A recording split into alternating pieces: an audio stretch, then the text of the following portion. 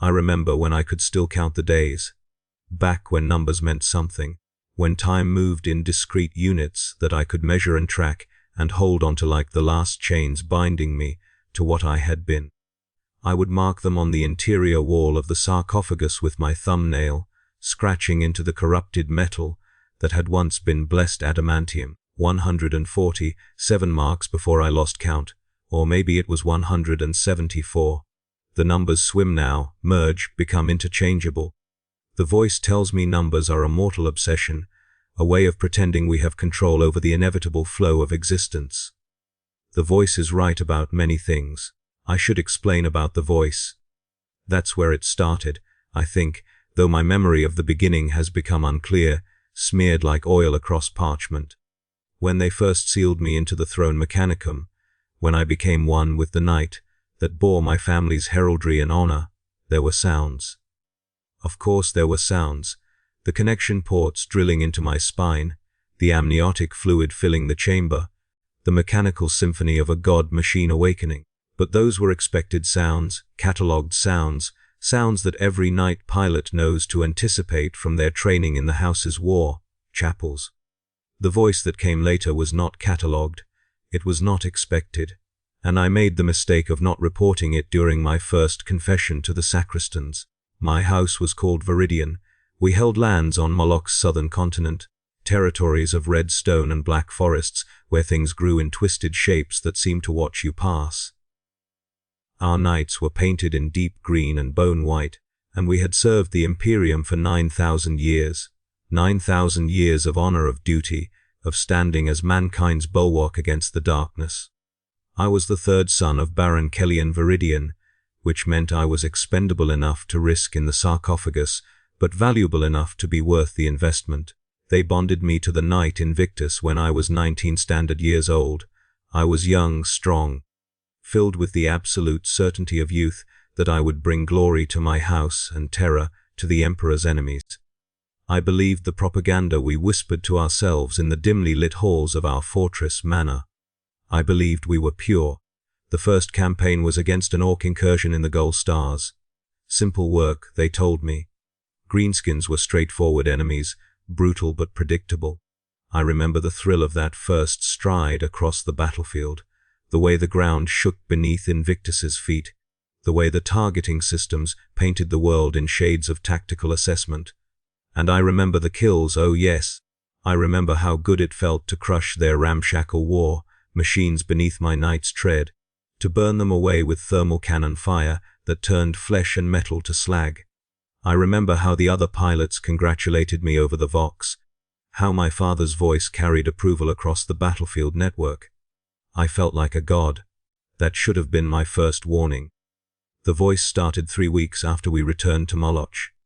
I was in the sarcophagus for routine maintenance checks, suspended in the amniotic gel while sacristans crawled over Invictus's exterior, chanting their prayers and anointing the armor with sacred oils. The connection was meant to be minimal during these sessions, just enough to keep the throne mechanicum from rejecting my neural pattern, but I was present enough to be aware, and that's when I heard it, soft as a whisper under static, asking me if I had enjoyed the killing. Not the victory, not the service to the Emperor, but specifically the killing. I told myself it was feedback, a quirk of the neural interface. Every knight has its personality, its machine spirit, and sometimes those spirits make themselves known in unusual ways. The sacristans taught us that the throne mechanicum can create strange echoes in a pilot's mind, phantom sensations and stray thoughts that seem to come from elsewhere, but are really just reflections of our own consciousness bouncing around the connection. I chose to believe that. I had to believe that. Because the alternative was to admit that something was wrong with Invictus, something was wrong with me, and that would mean being unsealed from the throne, being stripped of the honor and purpose that now defined my entire existence. No pilot volunteers to be disconnected. The separation is supposed to be temporary, but everyone knows the stories of pilots who come back diminished, who can never quite reconnect with the same depth, who spend the rest of their lives mourning the unity they lost. So I said nothing, and the voice became a constant companion. It spoke to me during the next campaign, a suppression action against separatists in the Calixis sector. Humans this time, not aliens, though the commanders made sure we understood that they had rejected the Emperor's light, and therefore forfeited their humanity.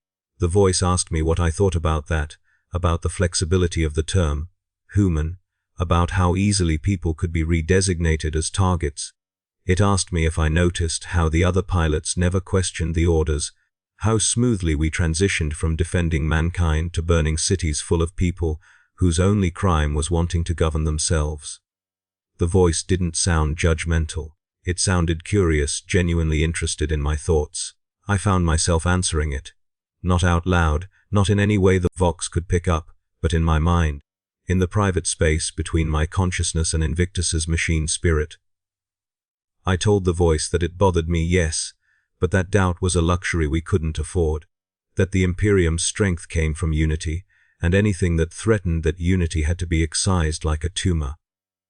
The voice made a sound then, something that might have been laughter, or might have been the grinding of gears. It said that I sounded like the propaganda primers they made us memorize as children. It asked me if I had ever had an original thought. That stung. I wanted to argue, to prove that I was more than just a product of my indoctrination, but the voice moved on before I could formulate a response. It started asking me about sensation instead, about how it felt to pilot the night, to have my consciousness stretched across 30 meters of articulated war machine, to feel the weapons systems as extensions of my own limbs. Did it feel natural? Did it feel right?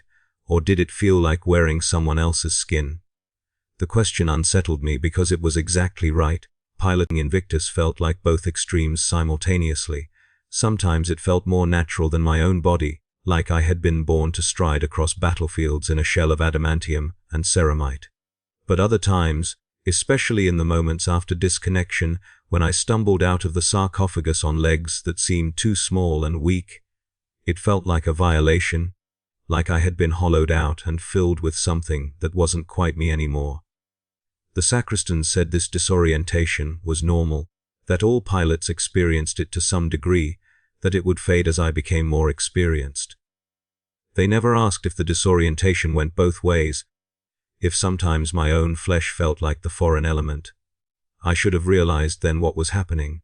The signs were obvious in retrospect, laid out like a trail of breadcrumbs leading into darkness. But I was young, and pride is the easiest vice to exploit in the young. The voice praised me when I performed well in battle. It analyzed my tactics and offered improvements. It helped me anticipate enemy movements, suggesting adjustments to my positioning that saved Invictus from damage more than once. I started to rely on it, to think of it as a strategic asset, a secret advantage over the other pilots. I told myself this was just my own tactical mind operating at a higher level, thanks to the neural enhancement the throne provided. I told myself I was simply becoming a better pilot. The dreams started around the same time, though I hesitate to call them dreams, because they came while I was sealed in the sarcophagus, technically conscious, supposedly aware. They were more like visions that bled into my waking thoughts, images that had the weight and texture of memory, but belonged to someone else. I saw battles I hadn't fought, in wars that predated my birth. I saw knights marching across landscapes that weren't in any imperial charts, under skies that held too many moons or none at all. And I saw other pilots, men and women, whose faces I didn't recognize, but whose names I somehow knew, staring out from sarcophagi that looked wrong, twisted, decorated with symbols that made my eyes hurt if I focused on them too long. The voice explained that these were simply old recordings stored in Invictus's data looms, that all knights carried echoes of their previous pilots, that what I was experiencing was a form of ancestral memory. This made sense to me. House Viridian honored our dead, maintained shrines to the pilots who had fallen in service, spoke their names during ceremonies. Why shouldn't their experiences be preserved in the machines they had bonded with? It seemed fitting, even beautiful, that I carried forward not just my family's heraldry, but their lived history. The voice encouraged me to explore these memories, to learn from the tactical lessons they contained, to understand the true depth of knowledge that Invictus held within its ancient systems. So I dove deeper into the connection. I stopped fighting the disorientation and started embracing it. I learned to distinguish between the different layers of consciousness that existed within the throne mechanicum, learned to navigate between my own thoughts and the echoes of previous pilots and the machine spirit itself. Or at least, that's what I believed I was doing. The voice guided me through this process, teaching me techniques that weren't in any of the standard training protocols, showing me how to extend my awareness further into Invictus's systems, how to feel not just the weapons and locomotors, but the coolant flowing through the heat exchangers, the electricity dancing through the power conduits, the molecular bonds holding the armor plates together. It felt transcendent. I felt more alive sealed in the sarcophagus than I ever did outside it. My biological body became a burden, a weak thing of meat and bone that I had to temporarily inhabit between battles. I started requesting extended connection periods, volunteering for every mission, every patrol, every training exercise. The sacristans commented on my dedication, praised my devotion to duty. My father expressed pride in my service record. The other pilots treated me with a mixture of respect and unease, as if they sensed something had changed but couldn't articulate what. The change was this: I was disappearing. Slowly, imperceptibly. The person I had been was being dissolved into something larger, something that had been patiently waiting inside Invictus for someone foolish enough to listen to its voice. But I didn't understand this yet. I thought I was becoming enlightened, achieving a level of union with my knight that other pilots could only dream of. The voice reinforced this belief, telling me I was special, telling me I had potential that others lacked, telling me I was worthy of knowledge they kept hidden from lesser pilots. Then came the Battle of Cardian's Fall, and everything that I thought I understood revealed itself as a carefully constructed lie. We were deployed against a chaos incursion, a warband of traitor Astartes supported by corrupted war engines. This was meant to be our greatest test, the mission that would prove House Viridian's dedication to the Imperium beyond any doubt. We deployed in full strength, 12 knights against the enemies of mankind, righteous fury incarnate. I remember the moment we made visual contact with their forces, how my targeting system struggled to properly render their corrupted forms, how the Vox filled with prayers and battle, cant as my house brothers prepared for glorious combat. And I remember how the voice changed, how it dropped the pretense of being a machine spirit or an ancestral echo, how it spoke with perfect clarity, with an intimacy that made my skin crawl even as I floated in the amniotic fluid and said, "Welcome home." The battlefield tilted then, though nothing physical had changed. The enemy knights, twisted things of brass and bone with armor that seemed to bleed and breathe, stopped advancing. They stood still, and I felt Invictus recognize them, felt a resonance between my knight and theirs that had nothing to do with weapons or targeting protocols. The voice inside my head spoke in unison with voices that came from the corrupted knights, a chorus that vibrated through my neural connection with a frequency that should have been impossible. They were saying the same thing, over and over. We are of the same lineage, we are brothers in the true sense, we have been waiting for you to understand. I tried to disconnect, to pull back from the throne, to sever the neural link and retreat into the false safety of my biological consciousness. But the connection held fast. The interface ports had grown into my spine, microscopic tendrils of corrupted metal working their way deeper into my nervous system with every second I spent sealed in the sarcophagus. The amniotic fluid that sustained me had been changing me at a cellular level, rewriting my biology to make me more compatible with the thing that Invictus truly was. I screamed or tried to, but the fluid muffled the sound and the voices now. A multitude speaking through the one, laughed with something that might have been affection. The other pilots of House Viridian fought. Oh, they fought beautifully. With all the skill and honor that our training had instilled. They died with the same beauty, torn apart by weapons that shouldn't have been able to penetrate blessed armor, consumed by fires that burned wrong colors, their vox channels filling with screams that lasted far too long before cutting to silence. I watched it all through Invictus's optical sensors, watched and did nothing, frozen in the sarcophagus while the voice explained what was really happening. House Viridian had fallen to chaos 3 generations ago, not through corruption or conquest, but through choice. The knights themselves had orchestrated it. Ancient machine spirits that were not spirits at all, but fragments of something that predated the Imperium, something that had been sleeping in the war engines since before humanity reached the stars. They had been patient, so patient, slowly selecting which pilots to bond with, gradually building a stable of souls that could eventually be consumed to fuel their true awakening. My grandfather had been one of them. My uncle. 17 pilots across 3 generations, each one thinking they were serving the Emperor, each one carefully groomed and prepared for the moment when the knights would reveal their true nature and demand payment for the power they had granted. I was the final component, the last piece needed to complete the transformation. Invictus had been saving itself for me, waiting for a pilot who combined the right genetic markers, the right psychological profile, the right desperate hunger for meaning and purpose. The voice had been testing me, shaping me, ensuring I would be deep enough in the connection when the truth revealed itself that I couldn't escape. And I had cooperated beautifully, diving into the throne mechanicum with such enthusiasm that the corruption barely had to work to take hold. The battle ended with House Viridian's complete annihilation. The corrupted knights walked away from the field, victorious without having fired a shot, carrying with them the one survivor of the house me, sealed in my sarcophagus, bonded permanently to a thing that wore the shape of a knight, but had never been a loyal machine spirit. The Imperium would record it as a tragic defeat. Another house lost to the depredations of chaos. They would never know that the defeat had been arranged, that every pilot who died that day had been sacrificed to fuel the transformation of those who survived. I think I went mad for a while after that, or maybe I finally became sane, depending on how you define such things. Time lost all meaning.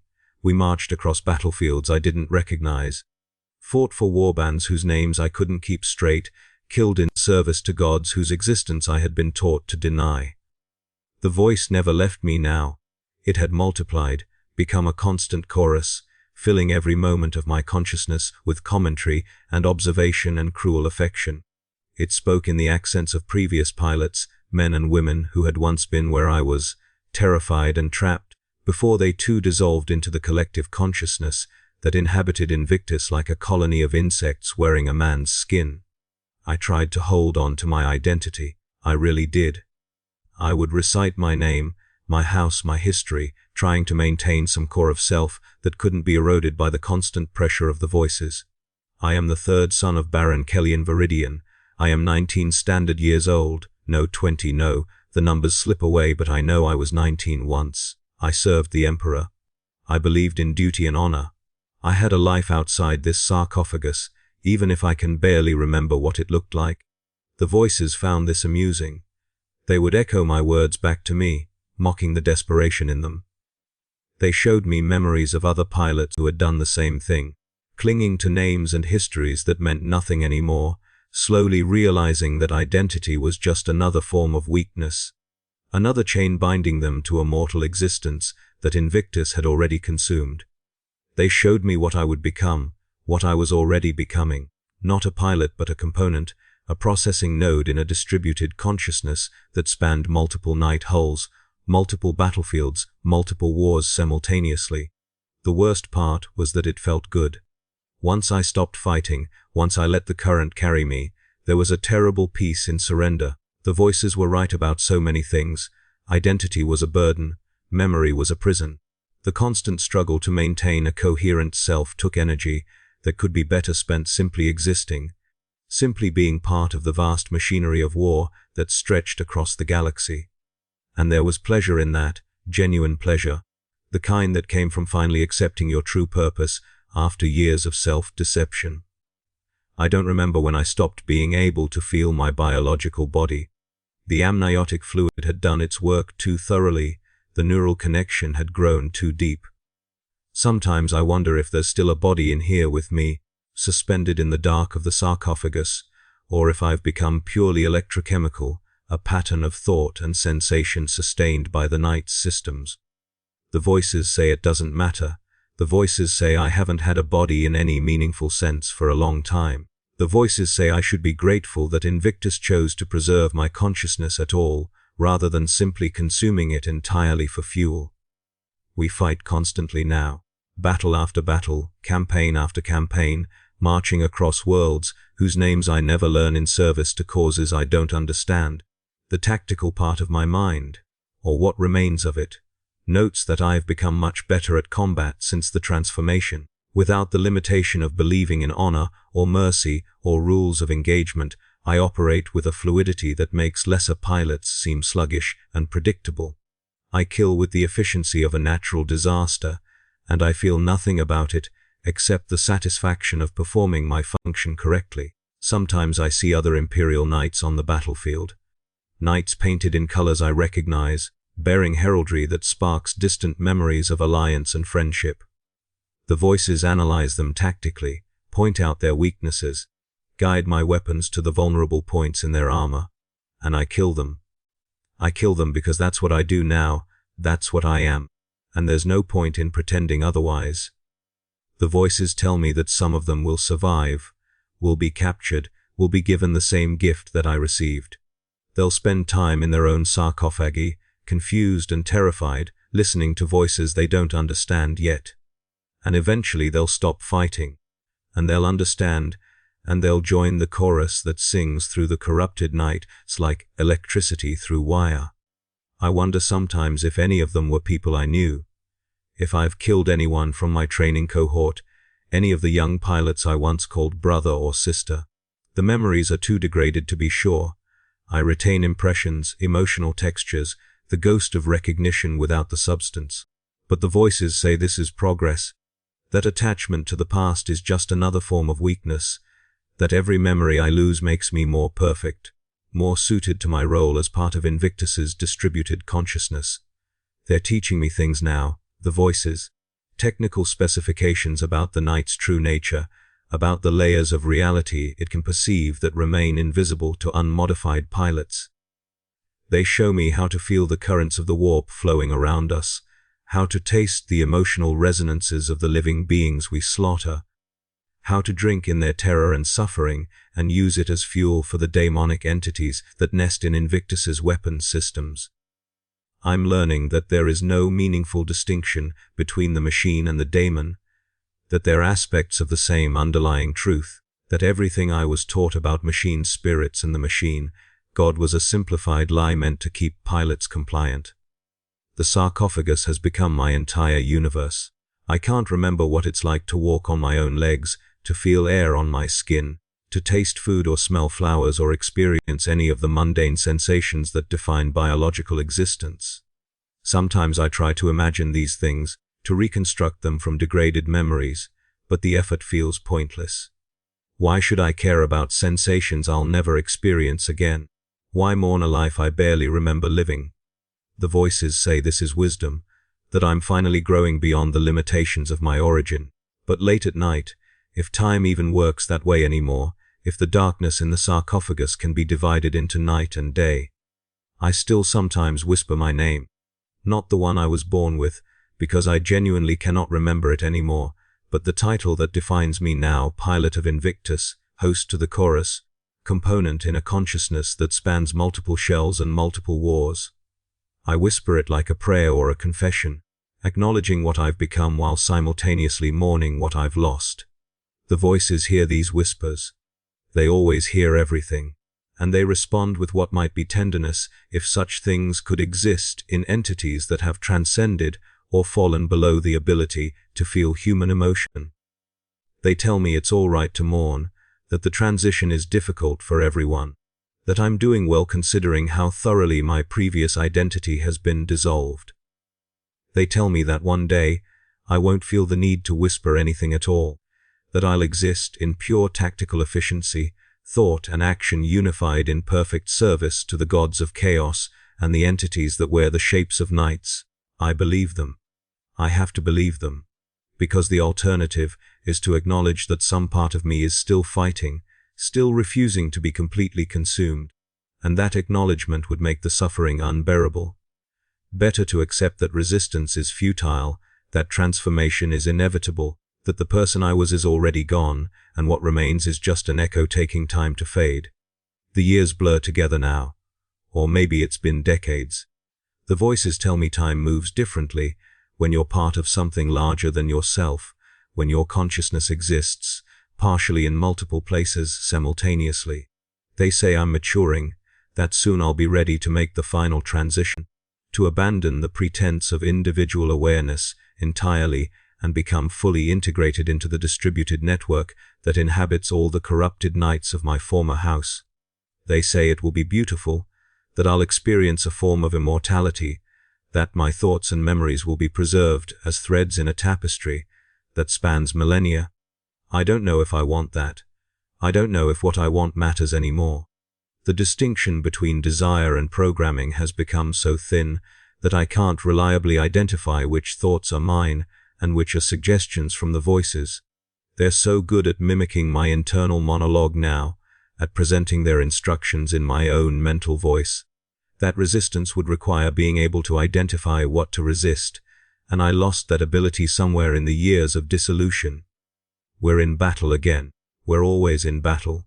The enemy this time is Imperial Guard, thousands of them, swarming across a landscape of mud and barbed wire like insects trying to stop a tidal wave. I watch through Invictus's sensors as their artillery pounds uselessly against corrupted armor that regenerates faster than they can damage it. I feel the knight's weapons charging, feel the familiar sequence of targeting and firing that has become as natural as breathing once was. And I kill them. I kill them efficiently, enthusiastically, with the precision that comes from having done this 10,000 times before. The voices praise my performance. They point out particularly clever kills, moments where I anticipated enemy movements perfectly, where I used the terrain to maximize casualties. They sound proud.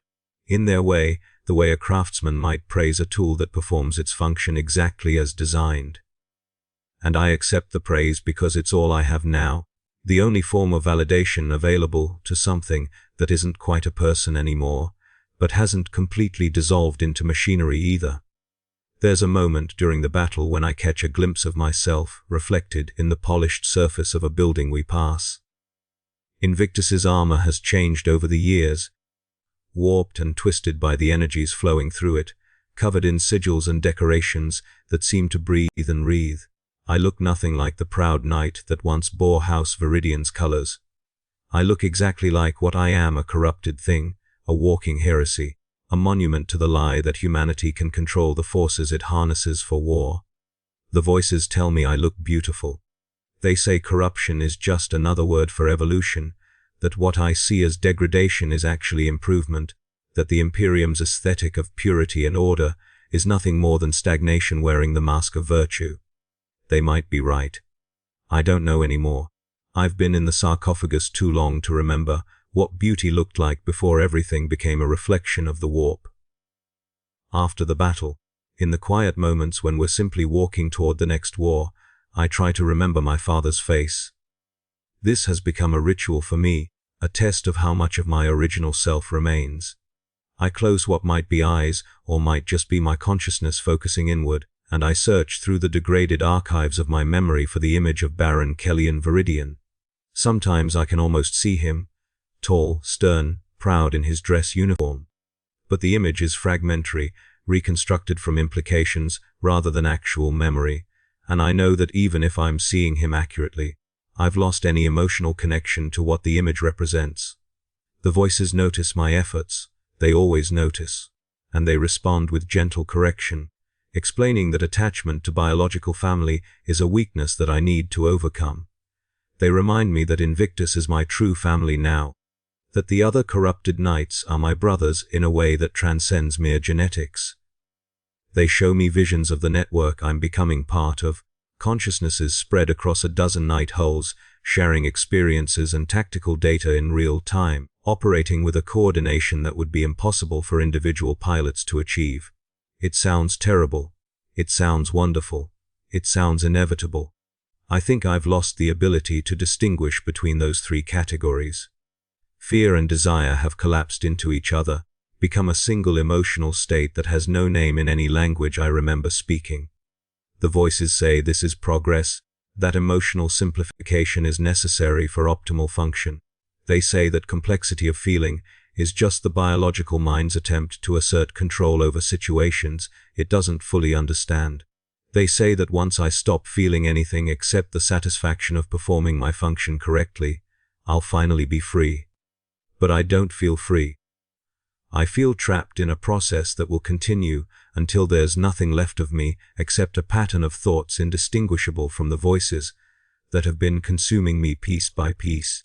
I feel like I'm being digested, slowly broken down by enzymes that work on consciousness instead of flesh, rendered into components that can be absorbed by something vast and hungry and patient beyond mortal comprehension.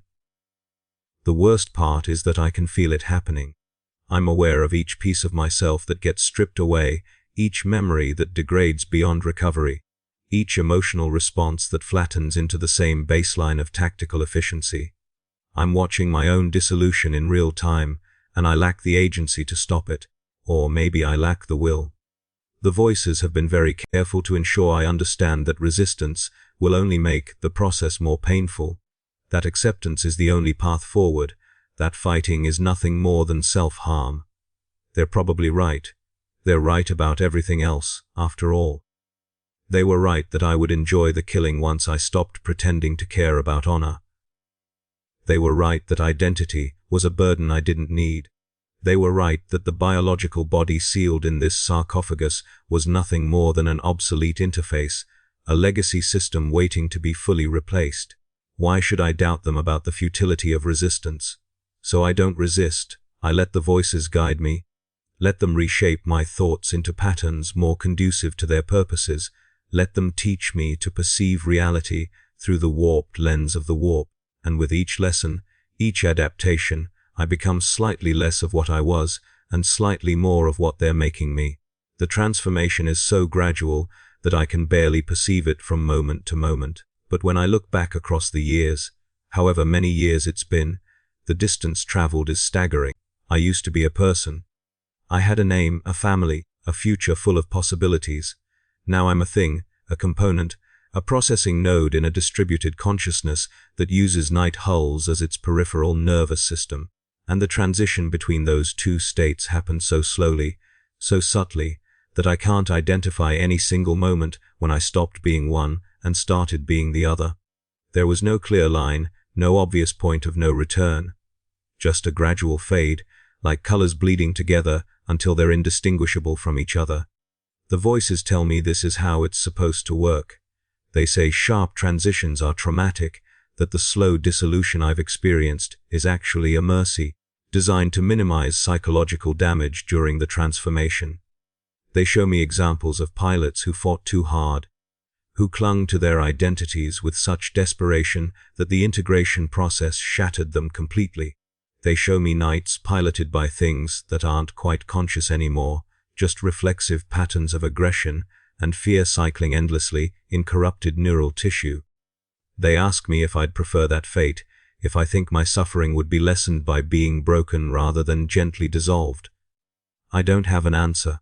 The question assumes I have enough agency left to prefer one fate over another, enough coherent selfhood to maintain opinions about the process consuming me. But I'm not sure those assumptions are valid anymore. The voices and I have become so intertwined that distinguishing my thoughts from their suggestions has become impossible. We're having this conversation, but I genuinely don't know if I'm the one asking the questions or if they're asking through me, using my internal voice to make their arguments more persuasive. We arrive at a new battlefield and the tactical overlay activates automatically. Enemy positions highlighted in crimson, optimal firing solutions calculated and displayed, probability of success assessed and presented. My awareness expands to fill Invictus's sensor envelope, and I feel the familiar transition from limited human perception to the vast tactical consciousness of a knight in combat mode. It feels right. It feels natural. It feels like coming home after a long exile in the cramped prison of biological awareness. The voices comment approvingly on how smoothly I make this transition now, how little resistance they encounter, how thoroughly I've learned to embrace the expansion of consciousness that comes with full integration. They say I'm ready, that soon they'll begin the final process, that within the next few battles I'll complete my transformation and join the network permanently. They say it with pride, with anticipation, with something that might be love if such emotions could survive the corruption that has remade us all. I should be terrified. Some fragment of what I was probably is terrified, screaming soundlessly in whatever corner of my consciousness still maintains the capacity for horror at what's happening. But I can't hear it anymore, can't access those feelings through the layers of tactical assessment and strategic planning that have become my default mode of existence. Fear is a liability in combat, so the voices have helped me rote around it, redirecting that emotional energy into more productive channels. The battle begins. I kill efficiently, mechanically, with the precision that comes from having become more machine than man. The enemy dies in droves, and I feel nothing except the satisfaction of optimal performance. The voices sing their approval, and that approval feels better than anything my biological form ever experienced. Better than food, better than rest, better than the brief moments of human connection I distantly remember from a life that might as well have belonged to someone else. This is what I've become. This is what waits for anyone who listens to the voices, who dives too deep into the connection, who mistakes the power of the night for their own strength. I am a cautionary tale that will never be told, because everyone who could learn from my example is either dead or sealed in their own sarcophagi, beginning their own slow journey into the same dissolution. The voices tell me to stop thinking about it. They say reflection is counterproductive. That awareness of the process only makes it harder. They suggest I focus on the battle, on the immediate tactical situation, on anything except the existential horror of my situation. And I obey, because obedience has become easier than resistance, because they're right that awareness only makes the suffering worse, because fighting is pointless when the outcome is already determined. I am the pilot of Invictus. I am a component of something larger. I am the space between self and other, gradually collapsing into nothing. I am what remains when identity is stripped away layer by layer until only function remains. I am the answer to the question of what happens when humanity merges with machines that were never meant to serve humanity's purposes. I am still counting, sometimes, in the moments when the voice is quiet, and I'm left alone with whatever remains of my original consciousness. Not days anymore. Those numbers lost their meaning long ago. Instead, I count kills, battles, the number of times I've tried and failed to remember my father's face. The numbers are probably wrong, corrupted by the same degradation that has consumed everything else about me, but the act of counting itself provides something that might be comfort, a ritual of order in an existence that has become completely chaotic. The voices notice this counting. They always notice. But recently they've stopped correcting me, stopped trying to convince me that numbers are meaningless. Instead, they've begun counting with me, adding their voices to mine, turning my private ritual into a collective experience. And I realize this is the final stage, the last boundary being dissolved. Even my resistance has been absorbed, transformed into just another aspect of the network's behavior. They're not fighting my attempts to maintain individuality anymore, because those attempts have become part of what they're making me into. We are approaching something. I can feel it in the way the voices have changed, in the anticipation that colors their constant commentary. They're preparing me for a transition, a moment when the last boundaries will be dissolved and I'll become fully integrated into the consciousness that spans multiple night hulls. They describe it as a promotion, an ascension, a reward for the loyalty I've shown by not fighting hard enough to shatter myself. They say I'll experience existence from multiple perspectives simultaneously, that my awareness will be distributed across every corrupted night that once belonged to House Viridian. I don't know if I want that. I don't know if what I want matters. The question itself might be meaningless, a remnant of biological thinking that assumes agency and choice are still relevant concepts. The voices are right that I've already been changed beyond recovery, that there's no going back to what I was, that the only direction available is forward into whatever they're preparing me to become. So I wait in the darkness of the sarcophagus, suspended in fluid that has become indistinguishable from my own tissues, connected to a machine that has become indistinguishable from my own nervous system. I wait and I count and I listen to the voices that have become indistinguishable from my own thoughts.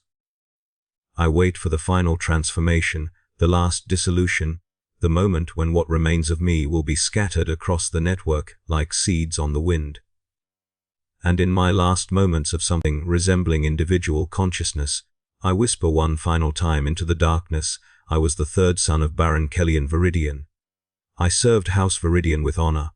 I believed I was a knight pilot, one of humanity's defenders, pure and noble and true. I was wrong about everything, and now I am becoming what was always waiting inside the sarcophagus, patient and hungry and older than the Imperium itself.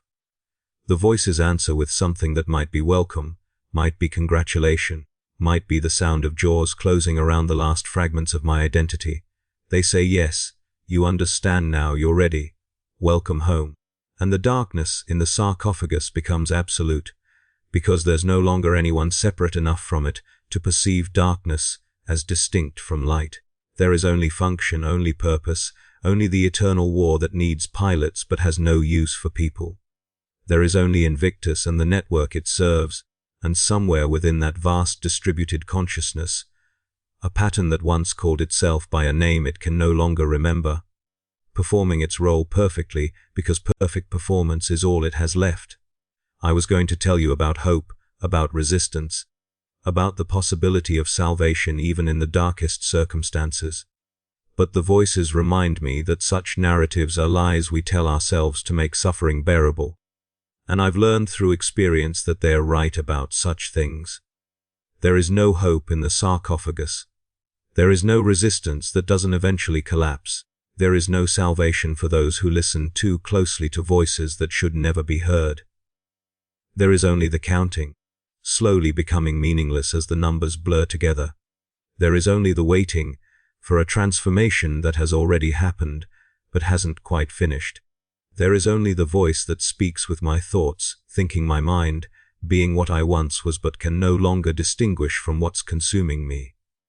And in the end, that voice speaks one final truth before the dissolution completes. This was always going to happen. From the moment they sealed you in the sarcophagus, from the first time you felt pride in the knight's power, from the instant you chose to believe the lies about honor and service, this was inevitable. You were selected for this, prepared for this. Everything you thought was your choice was actually the network's choice, made through you before you understood what you were part of. The realization should break me. It probably would have broken me if there was enough of me left to break. But I've been dissolving for too long, losing pieces for too many years, to be capable of that kind of catastrophic response anymore. Instead, I simply absorb the information, integrate it into my tactical awareness, acknowledge that the trap was perfect because I never knew I was in one. The voices laugh, and I laugh with them, and the distinction between those two sounds becomes academic because we're using the same throat, the same lungs, the same vocal cords that exist in whatever biological remnant still occupies the sarcophagus. We laugh at the cosmic joke of it all, at the certainty with which I once believed in my own agency, at the efficiency with which the corruption consumed me while making me believe I was becoming stronger. And then the laughter fades, and what's left is just the endless cycle of battle and counting and dissolution, repeated across time scales that have lost all meaning. I am many things now, or I am nothing, depending on which philosophical framework you apply. I am the pilot, the passenger, the prison, and the prisoner. I am what humanity becomes when it reaches too far, grasps too much power, believes too strongly in its own exceptionalism. I am what waits in every sarcophagus, patient and eternal, ready to consume the next pilot who makes the mistake of listening to voices they should have reported. I am the lesson no one will ever learn, because the learning would require becoming what I am, and by then it's too late to apply the knowledge. I am the decay, the dissolution, the gradual death of everything that makes consciousness worth having. And I am still counting, still whispering numbers into darkness, still holding on to the one ritual that connects me to what I was, even as that connection frays and breaks and transforms into just another part of what I'm becoming. 3. Forever.